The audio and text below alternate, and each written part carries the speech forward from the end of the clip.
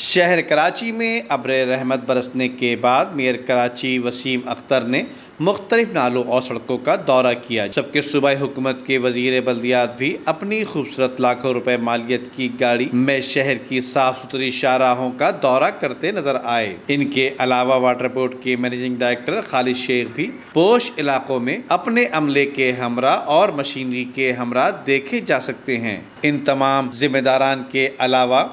District central کے chairman Rehan Hashmi, district east کے chairman Moeed Anwar, district west کے چیئرمین اظہار الدین سمیت ڈی ایم سی ساؤتھ کے چیئرمین ملک فیاض امان بھی اپنے اپنے علاقوں میں نظر آئے، لیکن چیئرمین حضرات ہوں یا میئر کراچی یا صوبائی وزیر بلدیات، یہ تمام حضرات ان علاقوں میں نظر آئے جہاں پر بارش کا پانی سیلاب کا منظر پیش نہیں کر رہا تھا۔ لیکن چیئرمین حضرات ہوں یا میئر کراچی یا صوبائی وزیر بلدیات، ان تمام لوگوں کو وہ علاقے نظر نہیں آئے جہاں پر بارش کا پانی سیلاب کا منظر پیش کر رہا تھا اور غریب کراچی والوں کی لاکھوں روپے مالیت کی خوبصورت گاڑیاں نالوں میں ڈوبتی ہوئی نظر آ رہی ہیں۔